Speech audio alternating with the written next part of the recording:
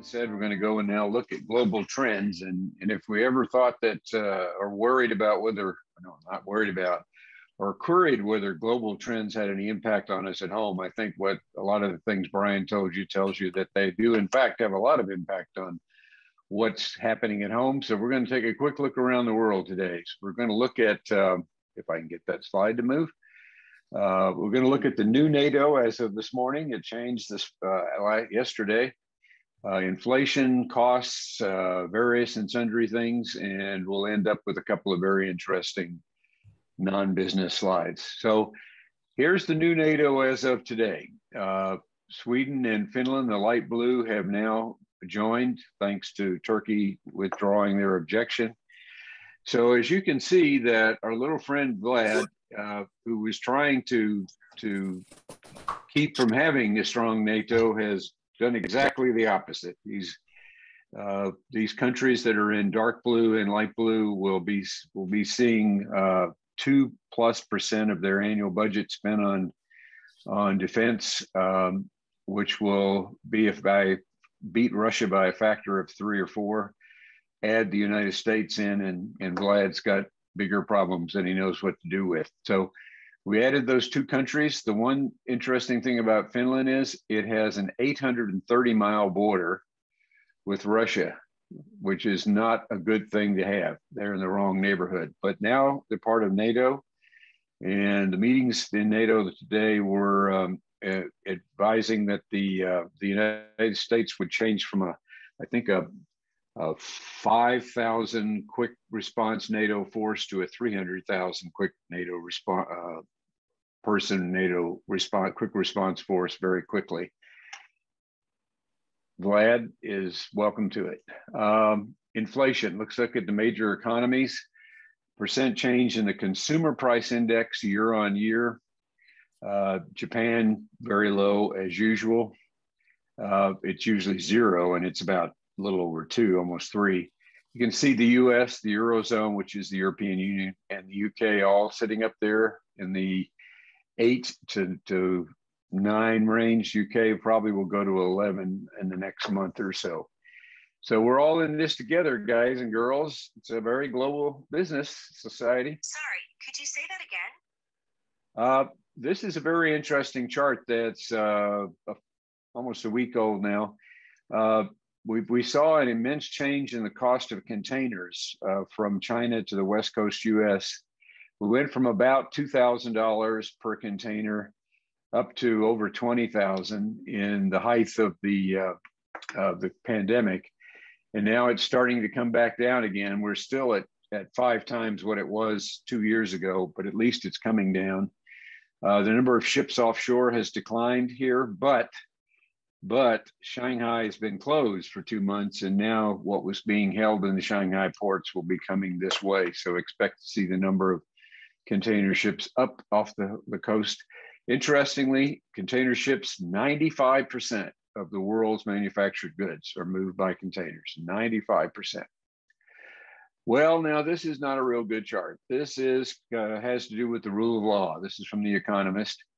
And you can see here in blue are improving rule of law, and in pink to red, not improving. You notice the United States, this is for the first time the United States is not blue.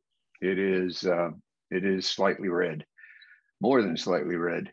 This is not good. This makes business difficult to do when you have rule of law problems. It means that you can't trust your contracts and your intellectual property in a country.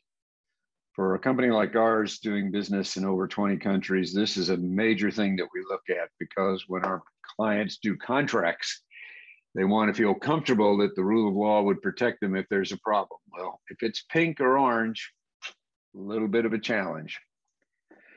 I thought you'd like to see this. This is who owns what in the way of natural gas and oil resources. Unfortunately, you can see the top 2 in gas. Not good friends. And then in oil, Venezuela.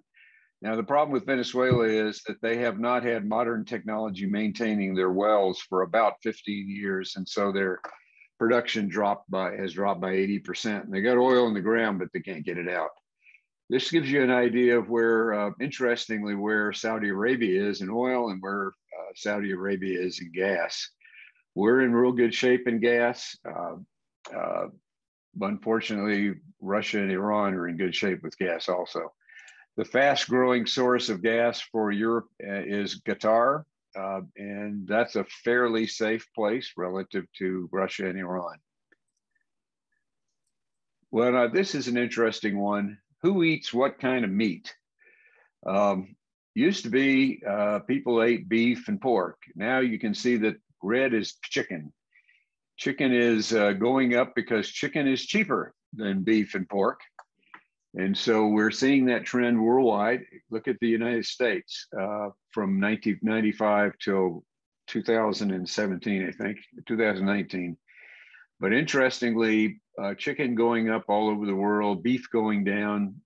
China, of course, is a very pork-related country. So you can see there, even there, pork is going down for the first time, probably ever, and beef and chicken going up. So this all has an impact on our prices at our local bonds and pavilions, by the way. Now, I'm going to have one slide today on China, and this is a very significant slide. This has to do with youth unemployment rate, percent unemployment. And you can see over here, the United States youth unemployment is about 9%. This is 15 to 24. China 16 to 24. But China is beginning to go up. And in fact, I think of the 4 million college graduates this year, less than half will be able to find jobs. This is a big, big potential instability problem for China. So let's keep our eye on this one, because if people don't have jobs, they're not happy. And this is a trend in China that's going up. Now, this one is really interesting. This is from Fast Company, and this is somebody's idea of how to get more people into an airplane with more leg room and less space to breathe. So instead of just having one level of seats, they're going to stick another level in the middle up here. I thought you all would like that. I hope we never see this, of course. But I didn't make this up. This is somebody's actually thinking about this. Believe it or not, they're actually designing seats. Heaven forbid. And then one more slide that has to do with supply chain. Way back when, before there was the internet, before you could order online, if you wanted to order something, you had to order it from a long ways away, and it only takes 58 days to get there. And you know, nowadays it takes more than 58 days to get there. So